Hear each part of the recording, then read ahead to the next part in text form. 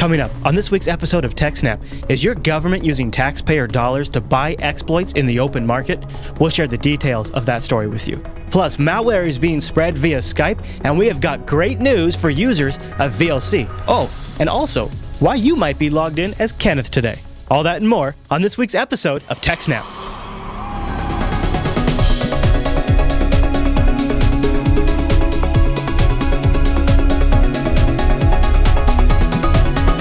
Hi everyone, and welcome to TechSNAP. This is episode 50 of Jupiter Broadcasting's weekly systems network and administration podcast. This episode is brought to you by GoDaddy.com, and I'll tell you more about them as the show goes on. And the live stream is provided by ScaleEngine.com, which is fairly incredible. My name is Chris, and joining us like every single week is our host, the admin, the tech, and the teacher, Alan Jude. Hey there, Alan. Hey Chris, everybody, thanks for watching. Hey man, welcome back to TechSNAP. So, whoa, I got fancy effects turned on for our transitions. Must be for the special occasion of episode 50, right? Ah. I decided to change it up a little bit. Actually, you know, we didn't mention it last week, but I should probably say a big thanks to Mr. Cheese Bacon in our IRC chat room for providing the new look for TechSNAP. Yes. We got new fancy double boxes and things like that, and he was very nicely did those for us after I had some software issues in the studio and had to kind of rebuild stuff. And he came by and said, well, let me help you out with that. So thanks to Cheese Bacon for doing that. And and he's in the chat room watching the show right now too. Probably letting everybody, he wants to see everybody experiencing his handiwork live. Well, Alan, we have got a great show. Yeah, thank you, Cheese. We have a great show today. Adam, I don't know who this Adam character is. And it's packed full of really interesting stories, plus a great roundup that I cannot wait to get to. And also some very interesting feedback for people out there that probably have been experiencing some issues with VLC, but we'll save all that. Do you want to just jump right into our first story, Alan? Sure. All right. Well, this one's kind of interesting. It crossed my radar this morning, and it's sort of an insight into sort of a subculture and how people make money at some of this stuff that we often talk about on the show. So what's happening? What's the story? Okay, so there's a French security firm called VUPEN, which discovers and collects zero-day exploits with the purpose of selling them to governments and intelligence agencies. So they work like most other security researchers, trying to find the next exploit for Google Chrome or, Apple iOS or whatever. The difference is that when they went to Google's recent hackathon, which was in Vancouver, Canada, where Google was offering $60,000 for each bug in Chrome that hackers were able to disclose. Right. So that Google could fix these. Right. Right. And, that's usually the point of security research is to, find the flaws, work with the companies, get them fixed, and gain a reputation as being a security researcher. And I would guess in Google's case, they just kind of figure it's cheaper for them in some ways to do something like this than to actually have the vulnerability get out in the wild. Yes. And actually, one of the talks at BSDCan that we talked about last week is about how bug bounties and so on make a big difference. Oh, okay. Cool.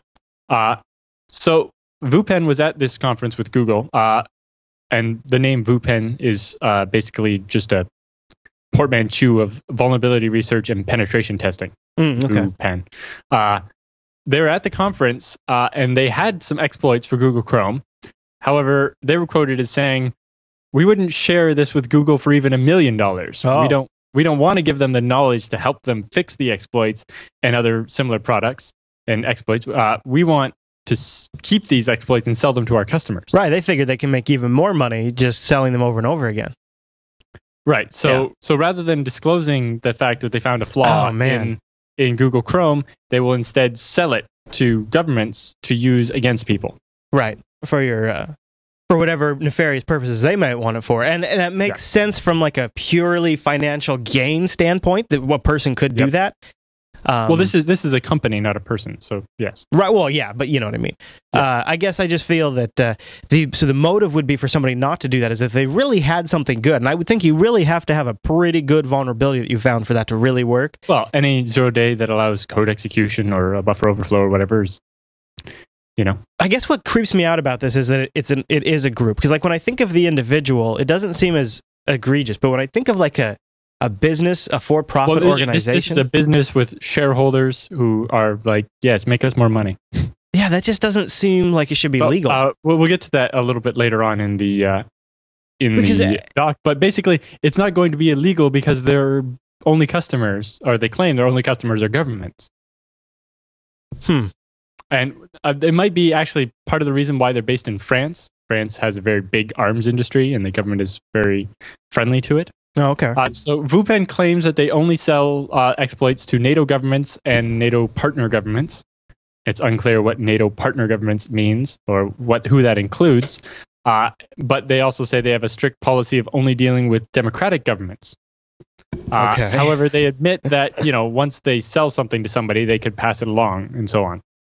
Wait. So they deal with NATO and NATO partners, which has got to be a huge list. And then they could also use one of those NATO members or NATO partners as just an intermediary to sell to somebody else. Well, it seems more that they would sell it to somebody, and then that government, without the knowledge of VUPEN, would sell it to somebody else. Yeah, so I'm sure without their knowledge. A number of people have made the analogies that VUPEN is basically a cyber warfare arms dealer. So the problem with selling weapons that can be transferred to other parties was illustrated quite well last year when we saw the telecommunications surveillance company Blue Coat Systems. They make stuff for spying on like smartphones and so on. Yeah. They sold a bunch of the stuff to the United Arab Emirates, which is a country that has legal restrictions on what you can do on the internet and so on. Mm-hmm. But that their systems ended up being used to track political dissidents in Syria. So the firm that bought this gear from them in an approved country then sold it to an unapproved country. Yeah, that's a shame. I mean, of course, that's what's going to happen because they're going to be willing to pay a very top dollar for that premium product. Yep. And if you're in Syria and if you're the Syrian intelligence agency, it's not that hard to set up a fake company in some approved country to buy this stuff and then move it over to your own country. Right. Yeah. This is disturbing a little bit. I have to be honest. The amount of money involved is also rather disturbing. Oh yeah. So each government agency pays a yearly subscription in excess of $100,000 just for access to the catalog, so they can see what zero-day exploits exist, but they don't get any of them. So like the government's intelligence agency can set up some sort of contract where they just are subscribed to a feed of new vulnerabilities? Is that what you're saying? But they don't actually get the vulnerabilities. They just get to see which ones exist for $100,000 a year. Oh, okay. All right. So, okay. That makes sense. I mean, that does seem like that right there, at least then they know what to expect attacks from and things like that. Well, now VUPEN is saying that they only sell these exploits to other governments. But more importantly, each individual exploit has to be purchased separately, and they're not sold exclusively. So if you're the NSA and you go buy the latest exploit for Google Chrome, VUPEN is still going to sell that to the French government and so on. Well, that's why everybody's got to buy, because everybody else is buying. Everybody's got to buy it. Yes, so it becomes this arms race.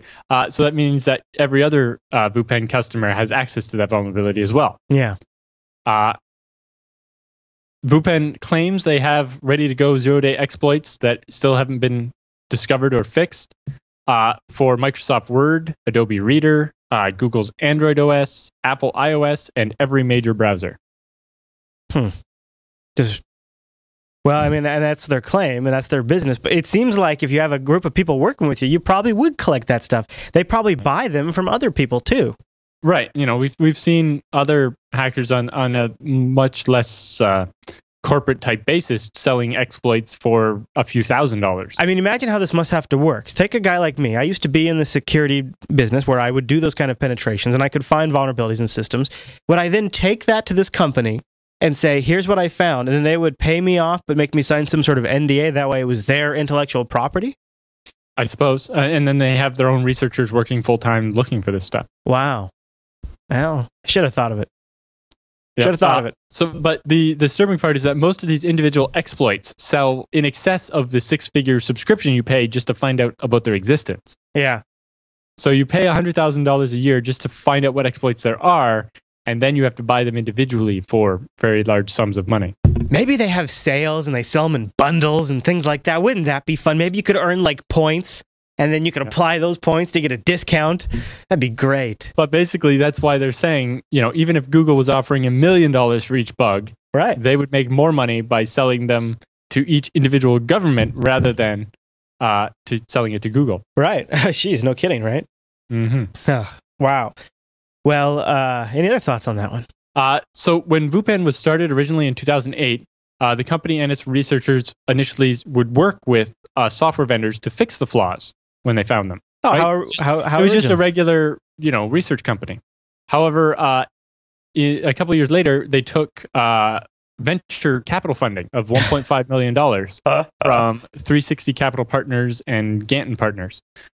And so now the firm learned that they could earn a lot more money by keeping the vulnerabilities they found under wraps and then sell them to the governments. They had to go to those venture capitalists and tell them what their business model was. I mean, right, what a bunch of scum. But more likely, it was they went with their business model of we find exploits and we're a security firm. And one of the venture capital people was like, well, how do we make more money off that? Right. Oh, I wouldn't be surprised at all. Yeah.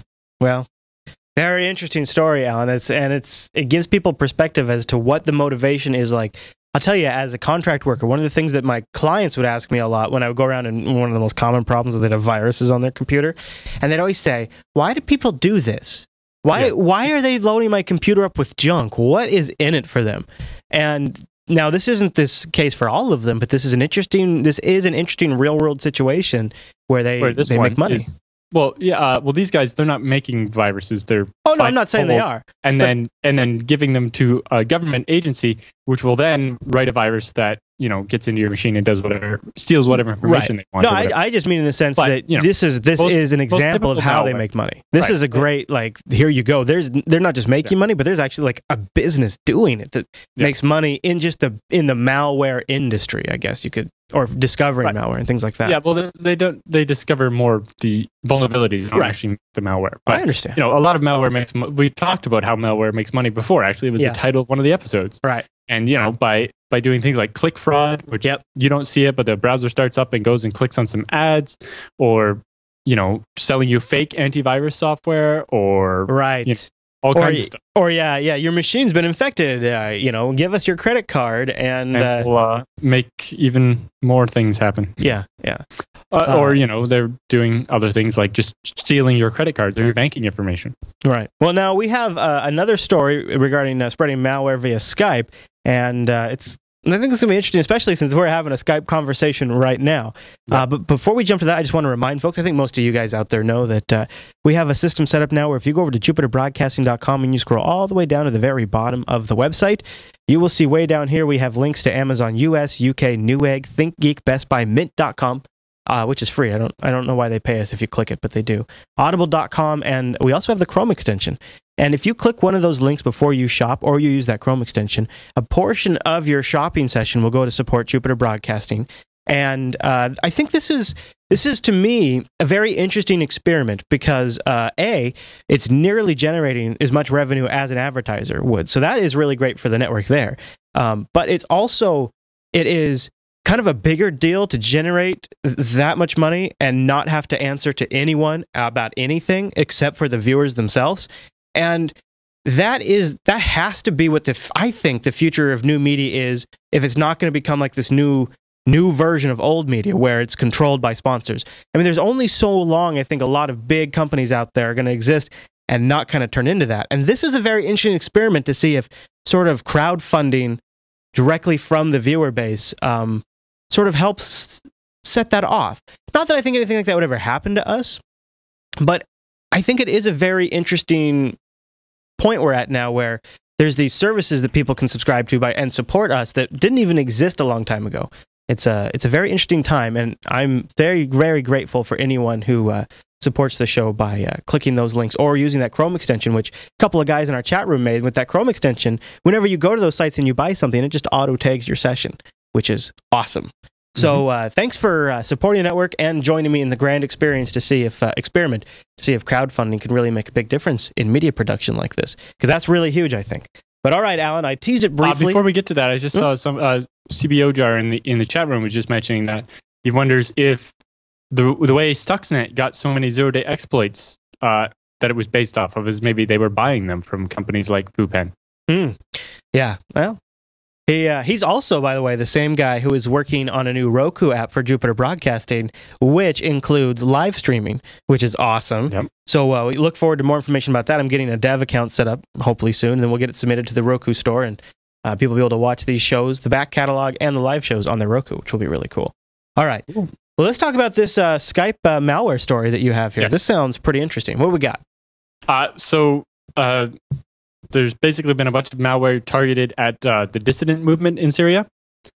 So hackers loyal to the government of Syria have taken to spreading malware to the dissidents by pretending to be other dissidents. So basically, and they've been doing that through Skype.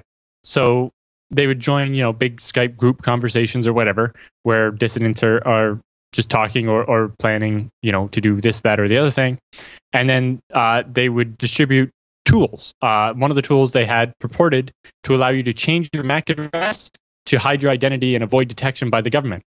But it was actually a remote administration Trojan that allowed the attackers to take over your system, log all your keystrokes. So not only what other conversations you are having, but your password for things like your Twitter or Facebook account or anything like that, your email address and so on, and access any documents you had on your computer.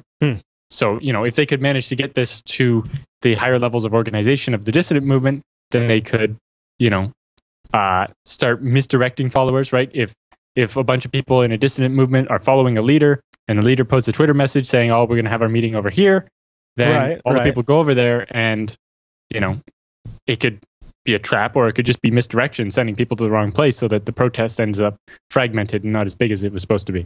Or it seems like they would use it for monitoring purposes too, just to kind of keep tabs on what that movement is doing, and figure out who else is involved and build a social networking map. And then some of these the Syrian government has shown that they have no problem with arresting or killing dissidents. So they call it the Trojan then connects to a command and control server in Syria, hosted on an IP range that belongs to the government-owned Syrian telecommunications establishment. Now, every IP in Syria is owned by the government's telecommunications establishment. Oh, okay. So it doesn't necessarily mean anything. But then again, the government owns everything. So if something's happening, the government might have something to do with it. Yeah. Well, that's interesting. That's an interesting new approach in something like this. And it's also interesting that Trend Micro is the one kind of sort of pushing ahead the news on this too. They must do found out how a bunch of people got the specific virus and then kind of just put the trail together. Gotcha. Yeah, I know they spend a lot of time researching this kind of stuff. It's pretty wild. Yeah, they do quite a bit of good research. Yes. Yeah. Well, I guess it's a big part of their industry. Yep. And then some other malware distributed via the Skype chats carries a Facebook icon. So people see a Facebook icon and click on it, and it was a different remote administration Trojan. So the attackers seem to mostly just be using Skype as a method of social engineering and tricking users into running the files. They don't actually seem to have any exploits for Skype. So it's not that the users are using Skype and the attackers are using a vulnerability to take over their computer. They're just saying, hey, you should use this cool tool, and sending it over Skype chat. Right. I guess they probably use Skype pretty heavily. Maybe because it's a way they can avoid monitoring or something. Yeah. Interesting story. Interesting, Al. Any other thoughts on that one? No, that's about it. The other thing is, Skype, because Skype doesn't really have central servers other than their authentication, it's very hard to block Skype as opposed to blocking Facebook. So, they may be able to block Facebook or Twitter, but Skype's a lot harder to block. That's a good point. Good point. Because of its peer-to-peer nature. Go Skype. There is a we have the Reddit over at links.techsnap.tv, and there is a story over there that I didn't get to read in time for the show, but it also is related to Skype, and I should probably plug it out there. So if you guys like kind of the stories we cover, this is another great resource. Our subreddit, again, links.techsnap.tv, and the story is the top of the page right now. Microsoft and Skype set to allow backdoor eavesdropping, and it's coming from memeburn.com, so I don't know who they are. So I hadn't really got a chance to read it. I don't know if it's legit or not, but it might be an interesting follow-up story, so you guys can head over there and read that if you want to. The FBI was pushing for that quite heavily. Yeah, a few years ago. Quite a while, and now that Microsoft owns Skype, they, when the people that started Skype set it up, they founded it in Luxembourg for a reason. To avoid that kind of government meddling. But now that it's owned by Microsoft, it's much more open to U.S. wiretapping laws. That's interesting. That is interesting. TechSNAP.reddit.com also works, as A Gavin says, who is one of our awesome moderators who has recently added Flare and things like that. The community in the subreddits are really great. All right, well, why don't we talk about this a little bit of fiber story? Everybody needs some fiber in their diet. Alan, what do we got? So the first ever fibers to cross the Arctic Ocean are going to start being installed this summer. Oh, that sounds like it's going to be a fun one. Yes. So using a series of large icebreakers and ice-capable fiber-laying machinery. Ships, they're going to string the cables called Arctic Fiber and Arctic Link, which will cross the Canadian Northwest Passage and basically connect Europe to Asia. But there will also be a couple of branches off going to a number of Arctic Circle communities. So, a lot of research happens up there, and getting better internet connections at the North Pole and so on is also useful. This isn't about bypassing the U.S. or anything like that, is it? A little bit, but not so much. We'll get to it's one of the other sections this second. Okay. And there's also a third cable called ROTAX, or the Russian Optical Transatlantic Submarine Cable System. Well, that's cool. Which will skirt along the north coast of Scandinavia and Russia. And so that will connect Russia to Europe a little more efficiently without going through Eastern Europe in the meantime. Do they say in the story how long it's going to take them to do this? I didn't see that, but I'm sure it's in there somewhere. Yeah, I bet. Although, they're very dependent on weather and stuff, so it's hard to say how long it'll take. Each completed cable is estimated to cost between $600 million and $1.5 billion. Holy smokes. And there's 3 of them.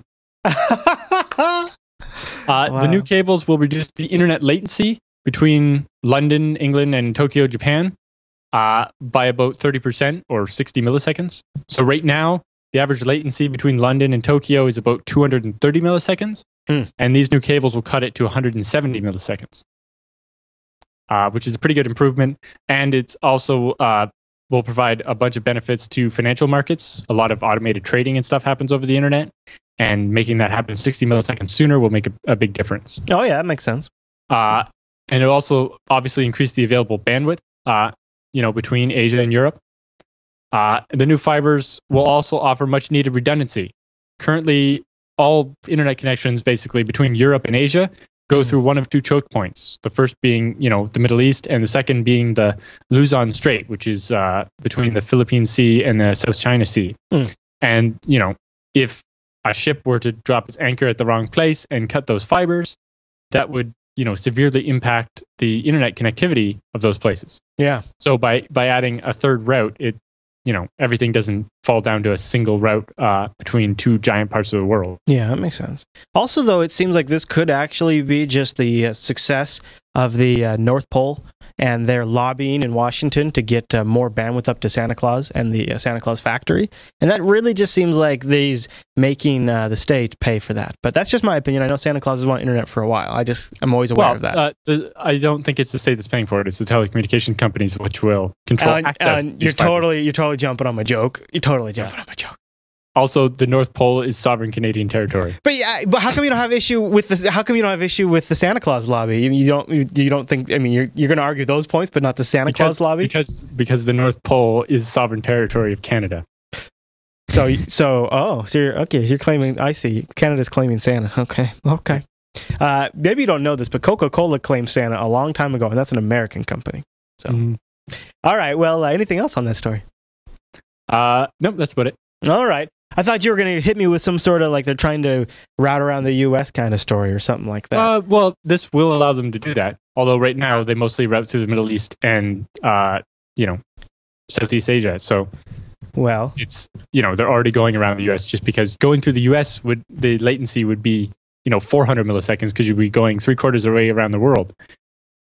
Right. Yeah, that makes sense. No, I understand. But there's limited fiber, and it's with instability in the Middle East and shipping traffic in the South China Sea, it makes sense to have another way to go. Yeah, for sure. But yes, it would be good to have more and more fiber avoid the U.S.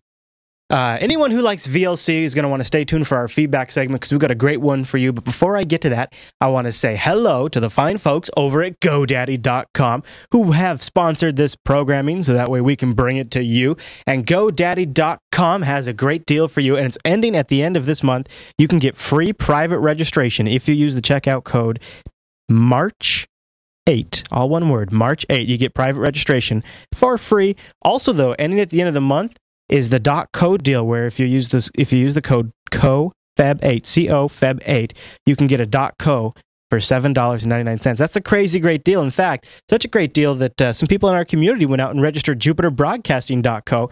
Now, it's a work in progress. In fact, I think it's a little out of date right now. But it's essentially like a super lean mobile version of our website that's just really low bandwidth. And, you can go in there and you can get the latest TechSNAPs, and they're just here in their pretty raw text form, just an index of them. Makes it really easy with the audio link and the video link right there. You can just watch that on your mobile device. And to keep things nice and tight, they did JupiterBroadcasting.co. Plus, it's also super easy to remember, so you might as well go grab your .co while you can. After all, at the end of March, that $7.99 deal is going away. So again, that is code COFEB8, COFEB8. And thank you to GoDaddy.com for supporting TechSNAP and the Jupiter Broadcasting Network. All right, Alan, what do you say? Should we move on to the TechSNAP feedback? Yep. I heard you queuing it up right there. All right, then. Stand by, Alan. Let me fire off the button because it's time for the TechSNAP feedback.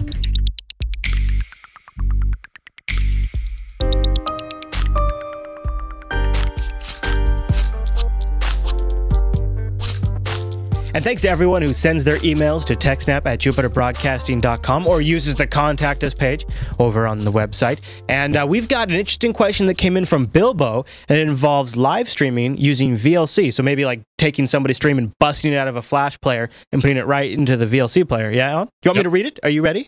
Sure. All right. Well, it's a pretty quick one. It's actually, it's almost, I just gave the whole thing away anyways. But Bilbo from the chat room and other places, I would assume, wrote in and said, "Hi, Alan. Can you tell me what HLS streaming is and why it's awesome?"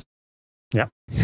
I might have fabricated a little bit of that question, but all right, Alan, what is HLS streaming? And why, if I'm a VLC user, why do I care, and etc.? Right. So HLS is HTTP live streaming. And Scale Engine has offered that for Jupiter Broadcasting since, a little bit after we started doing the live stream for you. Yeah. But when HLS was first implemented, it was only for Apple iOS. So iPhones and iPads. I want to, if this is going to probably, this will freak people out who are watching the video version a little bit, but I want to show you our live player site over here. So this is the playback of our live stream. And if you notice underneath the player, if you zoom in, we have some links, and one of them is RTSP, HLS is the other one, and iPhone. So that's the HLS link that Alan was just mentioning right there. Yes. So before, the iPhone link is pretty much the same, except for it's written up a little different because that's how you make it actually show up on an iPhone. But are the resolutions any different? No. Okay. It's all the same stream, just repacketized. Gotcha. So anyway, but since when Apple introduced HLS streaming, some Android 3.x devices have started to support it, and now pretty much all Android 4 devices support it. So if you have Ice Cream Sandwich, HLS is built into your Android device. And then I assume that all iOS devices across the board support it? Everything newer than like iPhone 3GS. And QuickTime supports it. I don't know about QuickTime on Windows, but QuickTime on the Mac does. The Safari browser will support it as well. So if you're using Safari and you click on the iPhone link under the live stream, it will play. So you could actually watch a non-flash version of our video in your web browser doing that. Yeah. Now, the reason, on top of not supporting HLS, the reason why it doesn't work in Chrome and Firefox is because they don't provide the H.264 codec. Although, if you watch the roundup, Firefox is considering reversing their stance on that. Yeah, there's even been more talk about that. Yeah. So, and then this week, VLC released version 2.0.1 of the Video LAN client. Yay. Now, in 2.0.0, HLS support was added, but there was a major flaw and it didn't work properly. But now with 2.0.1, VLC is now able to play the HTTP live stream on your desktop without having to have your browser open. Yeah, this is really slick. What I do is I save it to a playlist. Yep. So I have it in a playlist file, and then that playlist file ends in .vlc, and it's associated with VLC or however you want to have it set up.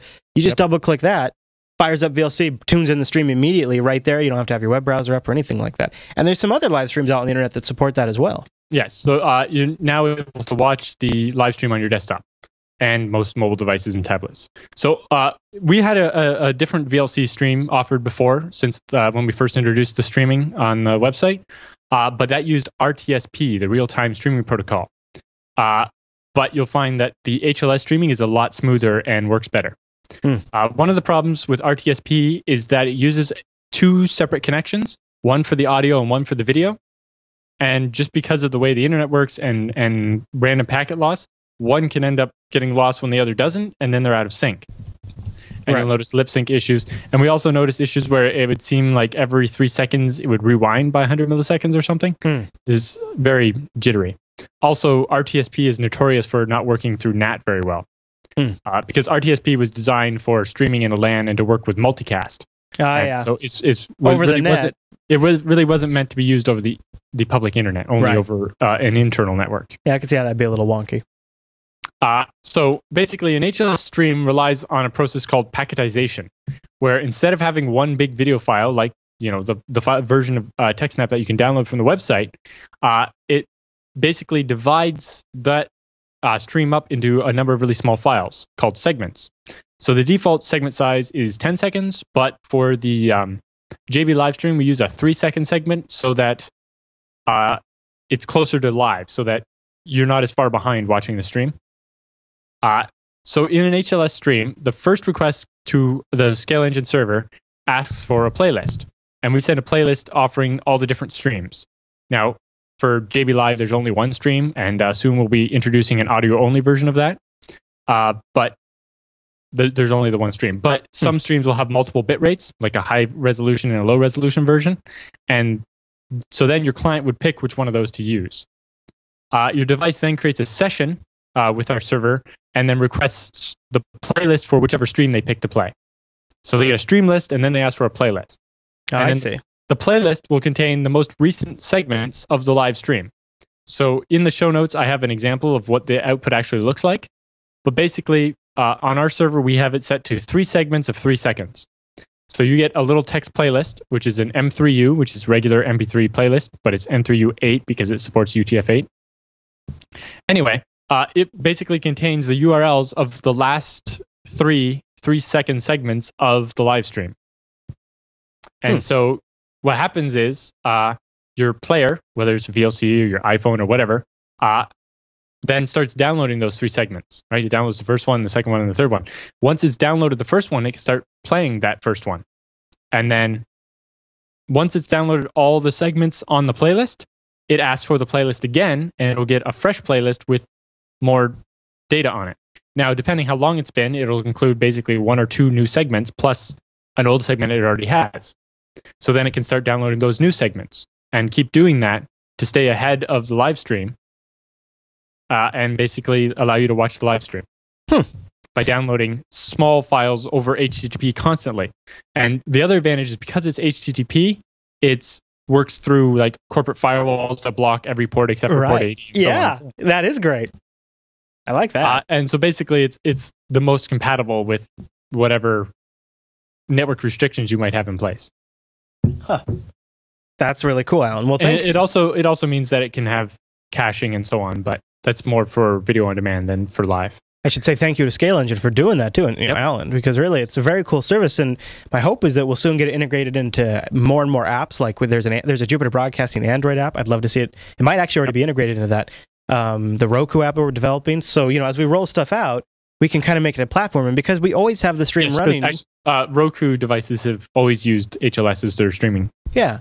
And we always have content on the stream, even when we're not live. So there's some value to having it go all the time. And so I'm looking forward to that. Well, that was a great question. Also in the show notes, I put basically the debugging output of VLC, and it shows what VLC is doing as you're watching a stream. So first thing it does is get the big playlist, the meta playlist, and then it checks that, and then it starts, in this case, it started with segment 774. So it downloads 774 and then downloads 775. And then once 774 is done, it starts playing segment 774 and starts downloading 776. Then it once 774 is done playing, it plays 775. Then it reloads the playlist and sees, oh, look, there are new segments. So it starts downloading 777 and so on and so on. Huh. Now, the chat room has two questions about this that I thought maybe I might throw at you. The first one is have you heard of anyone on BlackBerry having support for HLS playback? No, but the BlackBerry will do the RTSP stream, although, as we've discussed, that's not tricky. And then Strengths in the chat room is asking, do you know if is HLS compatible at all with the Speedy protocol, or is that really something they've even worried about at this point? That's not HTTP, so no, that's right. Speedy's a Google-only thing, so it's not... Word. Well, so hey, in lieu of a war story, do you want to cover this Reddit Ask Me Anything that their sysadmins did? Yeah. All right, so I think probably even if you're not a Reddit user out there, you probably at least are familiar with the site and the fact that they get an S-ton of traffic. And it sounds like they've got like 2 or 3 sysadmins for the entire company. They all work remote. They do have one central office, but they don't go into it. And there were some interesting questions, and I picked a few out that I thought we could read here on the show and kind of bounce them around. Yeah, the first thing they said is that, as far as a lot of their networking stuff, they still use Amazon EC2 and so on. So that's part of the reason why they have fewer administrators compared to the number of servers they have. It was very apparent by reading because I read through the whole thread that they'd answered at the time. It's unquestionable, in my opinion, that them not having to invest in their infrastructure and being able to rely on Amazon has been huge for them, because they talk about how really all they have to focus on is the application stack as far as security and stability and all of that stuff. And by having the infrastructure taken care of by Amazon or companies like Scale Engine, it dramatically reduces what they have to focus on. And it's the same thing for Jupiter Broadcasting. I could very well run my own Linux box instead of Linux servers and run Jupiter Broadcasting on a set of servers. Well, that's what you used to do. yeah, it's true. But, I would rather focus on the content, and I would rather do that. And so I don't have to worry about that. And that's kind of like what they do, too. I thought that was very interesting. All right, well, here, let me read one of the first ones that I thought I liked. They asked, what kind of bandwidth a month does Reddit use? And they write back, well, we use a lot. Akamai takes a huge chunk off our shoulders, but it looks like Akamai is a content distribution network, basically similar idea to Scale Engine, actually. Right. And so they're one of the biggest ones. They host like eBay, Microsoft, iTunes, Facebook, and iTunes, and so on. Yeah. So they said their peak yesterday was 924 megabits a second. That's what they were serving up across the CDN, which is pretty respectable. Yeah. Now, for reference, yesterday there was a live sports event hosted by Scale Engine. Yeah. And our peak output was 6,273 megabits per second. Oh, take that, Reddit. Take that. Yeah, but yes, about 6 gigabits of that was video streaming. So we only had about 270 megabits per second of HTTP traffic. So yes, Reddit is pushing more traffic than all that is on Scale Engine. But once you include video hosting, we're right. a bit larger. So they asked, what is the approximate rate of database growth, and what is the approximate size of your database now? And they said, we have several databases, obviously. The aggregate size is 2.4 terabytes. I don't know about the growth rate, but I think it's a couple of gigabytes per week. So I could see that becoming something that's hard to manage. They asked several questions regarding like exposing their monitoring and things like that. I didn't find any of those particularly interesting. Well, somebody was asking, are they going to open up about some of that stuff, like the Nagio system and like Wikipedia does? Wikipedia did, and they kind of. I don't think they will give away all the stuff they did, right? And he's like, well, that's interesting, but sometimes you're not doing anything especially different, and sometimes the hacked together system you have is so embarrassing you don't want to admit to it. Right? Yeah, I agree. I can understand. So this next one is kind of interesting one. He says, somebody asked, what are the 5 processes you found yourself automating? Because that's always like, when should I script this? You should script it when you find yourself having to do it over and over again, that kind of thing. Most of my time, he said, is spent on refactoring a lot of the previously automated stuff. Lately, I've been focused on the backup and server provision area, but nothing that I can really pull out of 5 distinct things. And then they went on to say, okay, well, what are the biggest challenges each of you faced when you came on to take the reins? Because if you remember, Reddit was quite a bit bad state. I mean, Reddit was really experiencing some downtime. He said the biggest challenge was basically starting from scratch on a lot of stuff. You name a system, you need to go clean up, you have to go through some sort of refactoring. A lot of database infrastructure stuff was an absolute worst repair at the time. And they talk about how no one was dedicated to be like in charge of the sysadmin stuff, and they needed somebody to step in and take the reins on that. And that was it seems like they had a lot of what are called DevOps, so they're developers that can do a little bit of the server stuff. Yeah, and so because they didn't have an organized, server team, their servers were kind of cobbled together and had a lot of issues. There was two last ones that I found kind of juicy that I wanted to cover. I don't know if there's any you'd picked out, but the one that I thought was kind of interesting, because we get some meat here, is he says, somebody asked, are your memcache servers running only memcache, or do they also run other services like HTTP? And they write back, and I just think this is just a great, now, getting down to the real questions here. He writes, we have a set of central memcache servers. We also run a small memcache server instance on each of the app servers for very local caching that we don't want to take a network latency hit on. And then that's Scale Engine does pretty much the same thing. We have a small one that we use on each individual app server for a couple of things. And then we have a bunch of much bigger ones that we use for actually like caching database queries and so on, like the Jupyter Broadcasting WordPress uses and so on. This one of the things I thought was interesting. They asked, what do they use for logging? Which is they use a project that I've been working with a lot just lately, just to play with, called rsyslog, which is a nice utility. And so there you go. It's interesting. Another one somebody asked about was, what's your favorite utility? Yeah. And one of the sysadmin's favorite utility was PV, which is a little basically a progress viewer or a pipe viewer. And basically, when you're piping something into something else, you stick PV in the middle, and it gives you a little, depending on the thing, sometimes a progress bar, but most likely just a transfer rate. So you can actually see how fast something is going. And, if you know the size, then you can estimate. And I remember using something very similar called bar, which is basically the same idea, create a progress bar, when I was doing disk imaging over FTP. Oh, and it would really? basically allow me to see the transfer rate after the gzip compression. Ah, that's cool. Or whatever. So that I could actually, or it was before the gzip compression. So I knew I could see from the FTP server that I was sending the images to how fast the image was coming to the server. Yeah. But I couldn't tell how much had been read from the disk yet. So I knew that the partition I was backing up was 32 gigabytes. Right. So if I could tell how many bytes had been written so far, I could tell how close it was to being done. Right. So by sticking this little bar thing between DD that's reading the disk and the gzip that's compressing out all the empty sectors, then I was able to tell, all right, at peak I'm doing like 300 megabytes per second or whatever. You do the math on that. Sorry, not that much, like 100 megabytes a second. Right. But I know my LAN is only 100 megabits, so I'm only going to be able to write 12. But after I gzip it, I'm getting, really good throughput. The other couple of little tidbits that jumped out is means they're running on Ubuntu now, but not Ubuntu long-term support edition. They're going to migrate over to that. They're also beginning to experiment with Puppet, which we've talked about on this show a few times, the configuration management. I want to look into that more myself as well. Right. They also share that same feeling. They said 10 technical people in total on their team. That's really all there are that are technical. And then also they mentioned that both of their sysadmin guys run Mac PowerBooks, MacBook Pros, but one uses Ubuntu and one uses OS X. So there you go. A little interesting tidbits, but links in the show notes with more of those.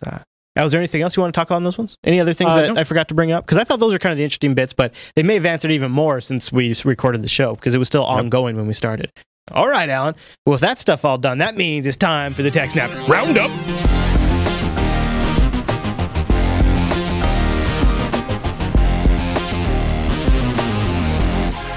Welcome to the TechSNAP Roundup. Yeah, that's what that crazy music means, and boy, what a roundup we have for you this week.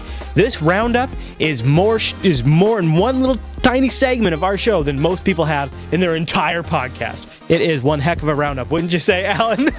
Now I've really oversold it. Just maybe a little. I'll back from that just a little bit. I'm going to just leave that over there and step away from that, and we'll move right on with the roundup. Our first story on the roundup this week is Disaster Strikes Norwegian Government Web Portal, tipping them into the TechSNAP Hall of Shame.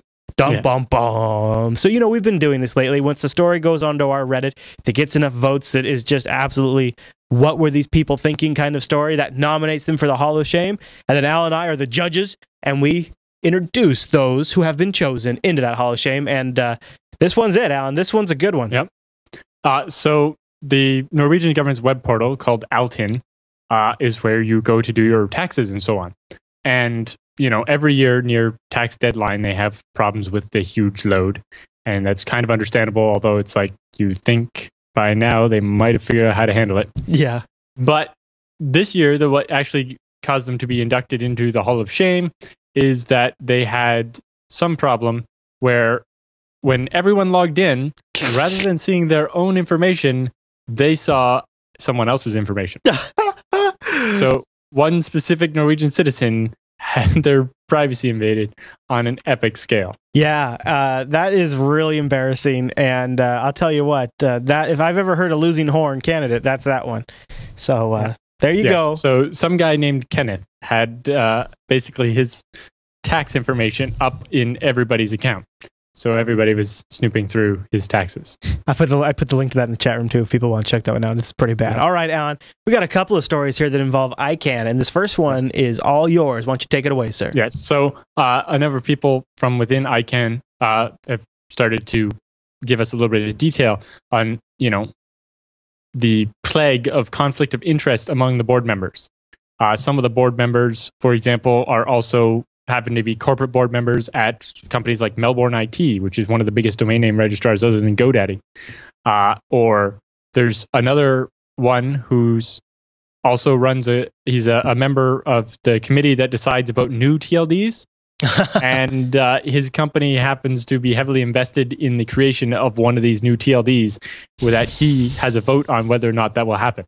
Oh my goodness. That's not a conflict of interest at all. Right. Yeah, so it seems that, rather than considering whether it's best for the internet or not, he's considering how much money he can make off of it. Wow. Well, ICANN wants to rock it even a little harder. ICANN confirms that it's going to make it easier for governments to seize domains around the globe. Not only did ICANN release a white paper that was mostly a how-to manual for governments on how to seize domains, but Paul Keating points out on depressing news that ICANN is now publicly saying they will work more closely with governments around the world to help them seize and censor domains, including a promise from ICANN that would work even closer with law enforcement around the globe. Not any particular nation, but they're saying around the entire world, so that way law enforcement can be more effective in censoring websites.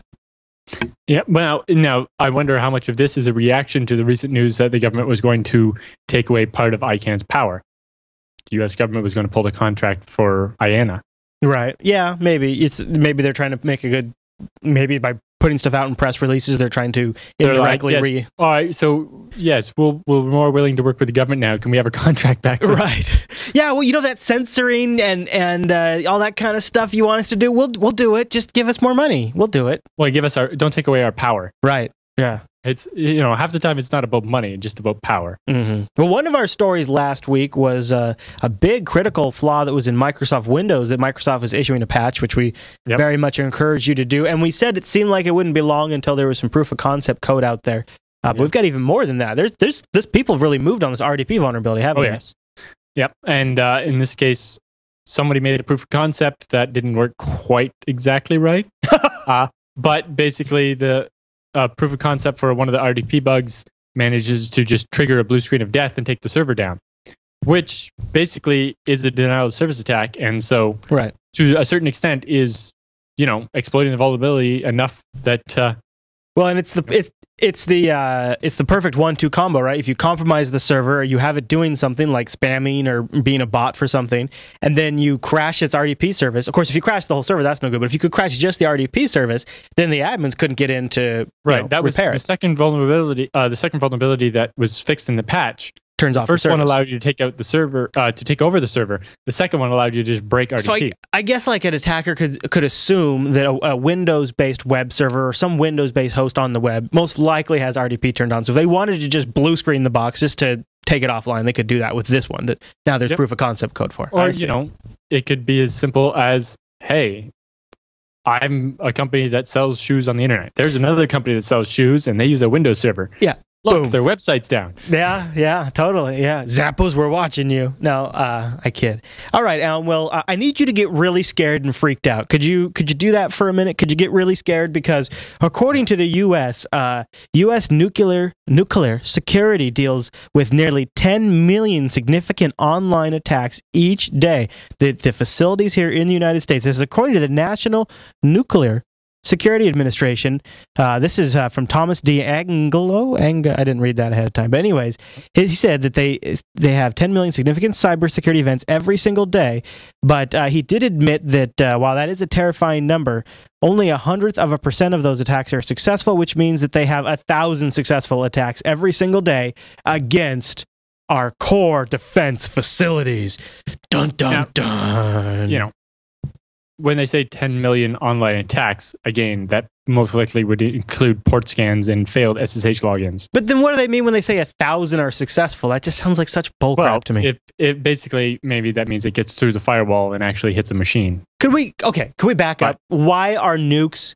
I mean, this is why I know this story is total crap, because I know the people that secure our facilities in the government, like the people that are up there, they know that the safest thing, the safest way to protect from internet attacks is just simply to unplug it. And you really want me to believe that they have nuclear control facilities hooked up to the internet? I just don't buy it. I could believe the facility might have computers on site. Is this about nuclear power plants or nuclear weapons? Well, it's the Nuclear Security Administration. So The Verge has a picture of a missile, but it is the Nuclear Security Administration. Nuclear. So I don't know. Either way, it just sounds like fear-mongering to me personally. Yep. All right. Now, your story, though, is awesome. We love to talk about storage, especially big storage on the show. And Seagate's, they're coming through with a big storage story, aren't they? Yes. So Seagate has managed to reach 1 terabyte per square inch density in hard drives. 1 terabyte per square inch? Wow. And the technology isn't quite there yet, but they expect to be able to get to 60 terabytes in a regular 3.5-inch drive. Yeah, boy. But basically, they will have working 6 terabyte drives for desktop and I think 2 terabyte for laptop shortly. So this is using that new technology we were talking about on the live stream, heat-associated magnetic recording, or HAMR.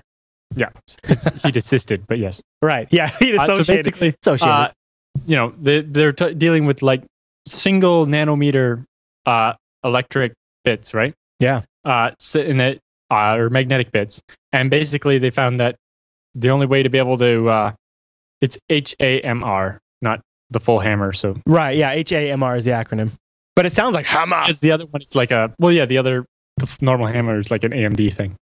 But anyway, what it means is by using a laser to heat up the material, they can set the charge on it and then move on without risking setting the charges on the other bits around it. Oh, wow, freaking lasers, man. So now, because they have to use a laser to read, but they can, a laser to write, but they can read in the normal way. Yeah. I wonder if writing will be slower. Probably.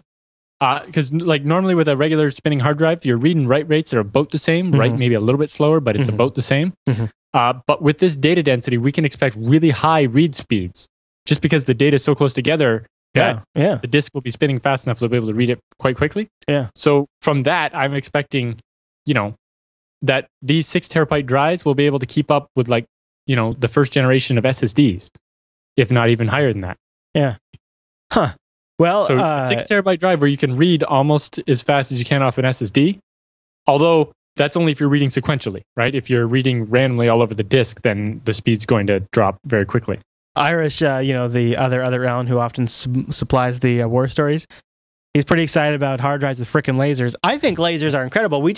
On this week's episode of SciByte, we talked about a story where they're using lasers to guide and direct where lightning strikes. I mean, so the things they can do with lasers are impressive. You know what else is impressive? The things you can do with Pi. In fact, a judge rules that Pi-based music is non-copyrightable. Now, I'm sure all of you are familiar with a copyright case alleging infringement of 1992's Lars Ericsson song, The Pi Symphony, by Michael John Blake, What Pi Sounds Like. And so basically what they did for this was they took the digits of pi and assigned them different musical tones, and then Pi basically just made a little song, right? Through all the numbers in pi, they made a song. And somebody else used the same idea, but a different set of cadence and notes and so on to actually... So they made a different song also based on pi. And the first guy tried to claim that he had the copyright on the song of playing pi as music. And the judge decided he purposely waited a few days to release his ruling, so it came out on Pi Day. Oh, that's adorable. That because pi is just a fact, you can't copyright it. Yeah. And he also most importantly, he found that the two songs were substantially different because, it wasn't exactly the same song because they used different algorithms to actually get from Pi to music. Right. And so he didn't invalidate the copyright, but he clarified that Pi itself cannot be copyrighted. Right. Now, this next story fits in great with our earlier discussion about Mozilla and their reconsideration of the H.264 codec. So there's been an update. What do we got? So Mozilla originally said they decided we're not going to have H.264 support in Firefox because supporting H.264 requires a license from the MPEG License Association. Yeah. And Firefox is a free browser and they don't want to do that. Right. But also because Firefox is open source, other distributions build their own versions of Firefox. Right. And so on. And basically, even if Firefox as a foundation bought its license to use H.264, and so if you have the official version of Firefox, you could, the downstream vendors, like the people that custom compile it, like I think Debian does, right? They wouldn't be covered by the license and they would have to get their own. And they would have to pay. I am surprised that the chat room thinks this is a bad move. I think this is a great move for Firefox. I mean, the simple fact of the matter is I am a person who looks at things very practically, and there's just nothing else out there right now that we have that is widely supported as H.264. Yep. And if we ever want to move away from Flash and deliver better video with open standards, I mean, I understand H.264, it's got people who own it that want to charge money for it, but you know what? That's just sometimes how the world works. Yeah. That's my opinion on it. Mozilla won't actually be buying a license. What they will do is the H.264 support will rely on codec support in the underlying OS. Oh, well, that's... the idea is that Android, Google's already paid for the license. On iOS, Apple has already paid for the license. Yeah. So specifically, basically, they wanted to have... Well, that's good. I mean... Basically, they don't want to be locked out of mobile because they don't support video. Windows has an H.264 codec, and on Linux you can get the Fluindo codec pack, which has a fantastic H.264 decoder. Or you can compile your own with the X264 or whatever. Well, and that's what I'm wondering is if they're because the chat room is bringing this up too. But why don't they just? Firefox can't just bundle X264 because that would be violating that patent. But if you do it yourself, then... Well, that's X264 violating the patent, not... okay, you're right. Yes, but Firefox isn't going to compile that in. It's just X264 is even better than the standard H264. Yes. And I mean, if we could... I would much rather roll that out. Yeah, I mean, if you want to talk practical and a technology person, X264 is like some sort of ninja code from the future. Yeah. All right, Alan. Well, that's a great story. And that's, I think... They're doing that so that the downstream providers don't have to buy licenses as well. Honestly, I mean, I would prefer just to have it all bundled in there so that way I don't have to worry about it. But really, just passing it off to the underlying media infrastructure makes the most sense. And Firefox isn't directly enabling H.264. The underlying support would be. So I think that's actually sort of a fair balance. I'm surprised they didn't do that in the first place because that doesn't force them to include H.264, but it still would have allowed it to work. And they wouldn't have lost some of the market share that they had. Kind of seems like a misstep in the first place. All right. But remember, Google pulled H.264 as well. Yeah. I don't know if Firefox adds it back, maybe Google will too. But like for example, on Windows, it'll work. It just passes it off to the Windows Media backend. I mean, so and it works on the Mac too. It passes it off to QuickTime. So, Google doesn't include it, but they do bundle Flash. Yay. All right, last story on the roundup is an interesting one. It's an update from the whole Kim.com mega upload drama that went on just after SOPA. Remember that? That was not too long ago, actually. Check this out. On Friday, Justice Judith Potter in the High Court declared the order used to seize .com's property null and void.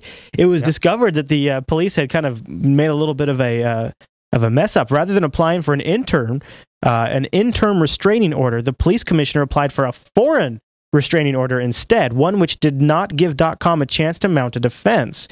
So on January 30th, so it's a little while ago, the prosecution lawyer wrote to the court explaining the wrongdoing and applied for and explain the 5 errors and ask the judge to reconsider.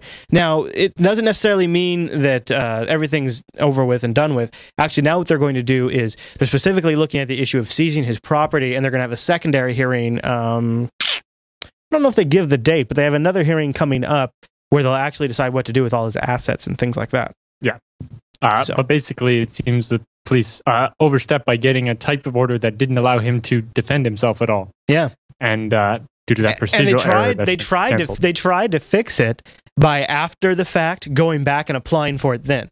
And then they use that as, well, it doesn't matter if we screwed up the first time because then we did get approval. And the judge said, no, it matters, which is actually really impressive that the judge actually stood up for that. So, all right, Alan.